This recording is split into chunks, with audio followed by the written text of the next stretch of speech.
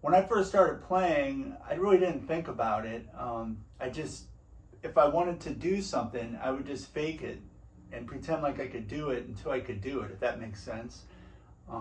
There's an interesting story that I always tell of how I learned to pick fast. And initially, when I first started playing, I was really into Eddie Van Halen and Randy Rhoads. The timeline for me coming up was I got my first guitar in 1978.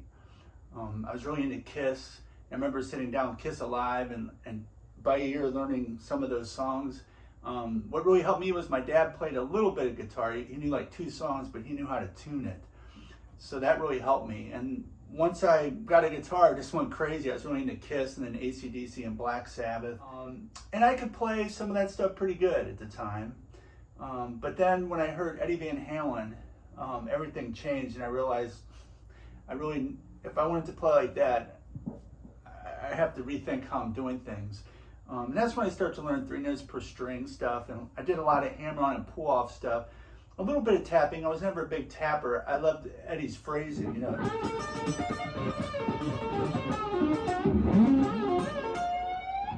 That kind of stuff. And all of his fast runs and his tone. Eddie was just amazing, you know, and I loved the guy. He's playing so much. And then after Eddie, I heard Randy, and I just became obsessed with Randy's playing also. It was Eddie Van Halen and Randy Rhoads, and I remember learning Over the Mountain and Mr. Crowley and basically anything by Randy Rhoads and Eddie Van Halen. And my left hand really developed pretty quick. I could do a lot of hammer and pull-off stuff.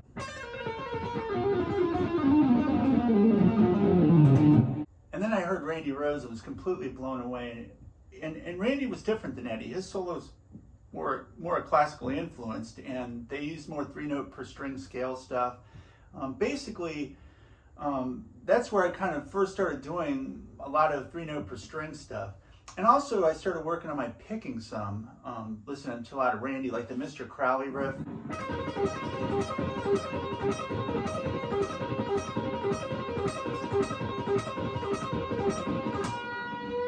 So those 2 guys were at Randy and Eddie. I was also into Blackmore and Schenker. I mean, I love guitar. I love all the great heavy bands from the 70s and 80s. And then one day I was over at my friend's house. We were playing cards. It was in the fall of 1983. And I remember listening to the radio at the time. And they said they're going to play a new band called Alcatraz. And I remember when they announced it, I was familiar with Alcatraz a little bit because I used to read Hit Parader magazine, and there was this little blurb in a section they called Heavy Metal Happenings that said that this wonderkin from the band Stiller had teamed up with Graham Bonnet to form Alcatraz. And I wanted to find any new great guitar player at the time. I just would scour record bins looking for new guitar players to kind of blow me away at the time.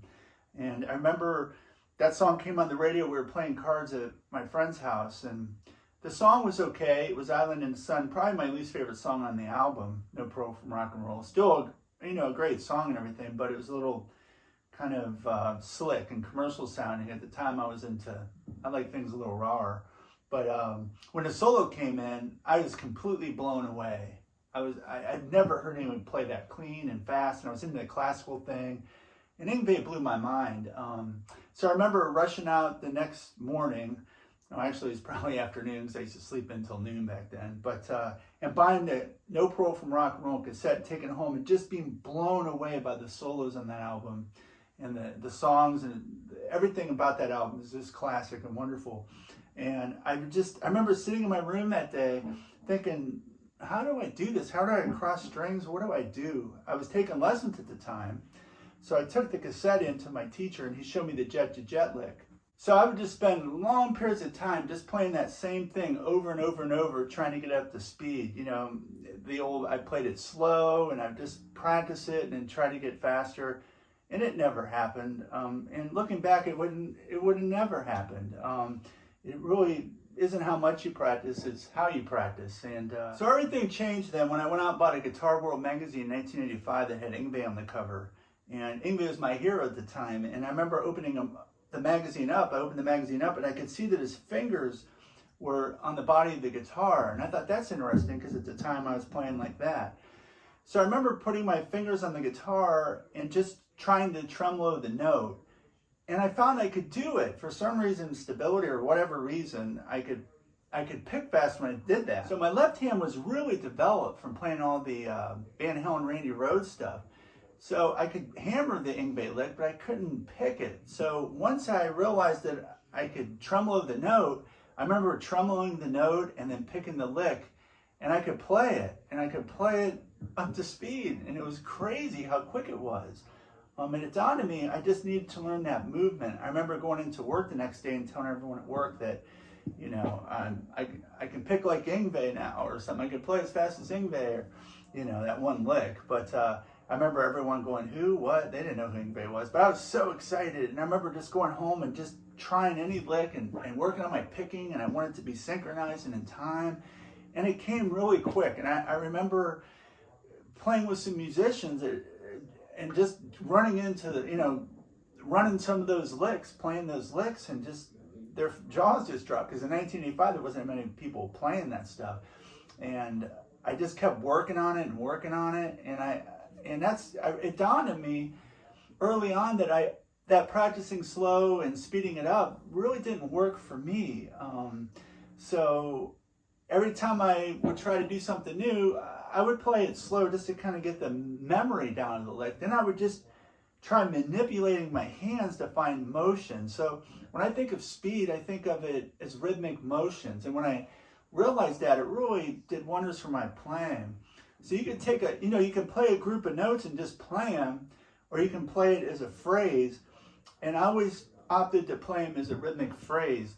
And actually, when I was watching some of the YouTube videos of all these amazing players, I noticed a lot of them, when they pick fast, there almost wasn't a pulse sometimes. It was just like really fast, but it wasn't a clearly defined pulse, if that makes sense.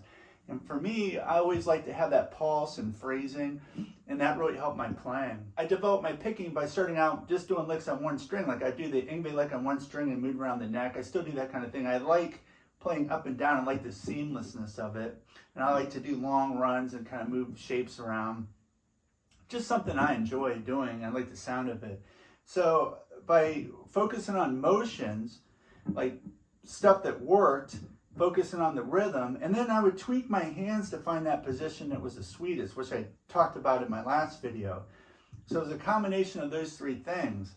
But I think, you know, the synchronization came just because my left hand was really developed. And I think a lot of times when players are learning to pick, they focus so much on the pick, but their left hand's not keeping up, or it's not in time. Maybe part of the lick is faster and part slower. So I always kind of recommend to my students to practice it in parts. You can practice, you know, getting a really good legato in playing licks.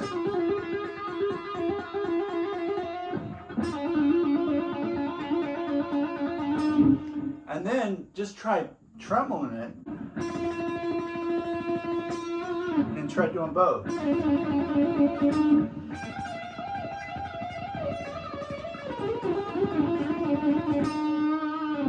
So you can just try experimenting in one position and then move it up and down the string. And then, you know, as far as the metronome, I never played with the metronome for years. I mean, I had my technique down before I even got a metronome. I remember hearing Paul Gilbert in an article in 1987 talk about a metronome. No one ever said anything about a metronome to me, but one thing I always did was tap my foot. And I thought about it in terms of rhythmic phrases. So by doing that, it really allowed my playing to develop pretty quick. And I never wanted to just like, you know, in 6 months I'll be able to play this lick like, you know, Yngwie or something. or Al Di Meola, if I keep practicing it. I really wanted to do it like in one day, so it didn't, most of the time that didn't work out, but I would try that, and I would try to tweak my hands to find the motions that allowed me to do that with my right and left hand, and that's how I've always approached it.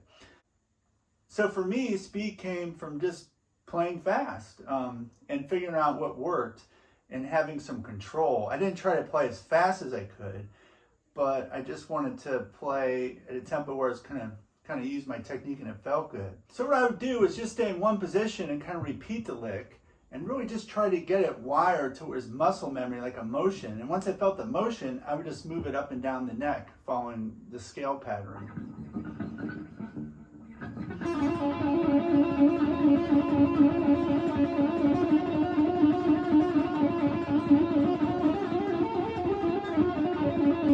That kind of thing.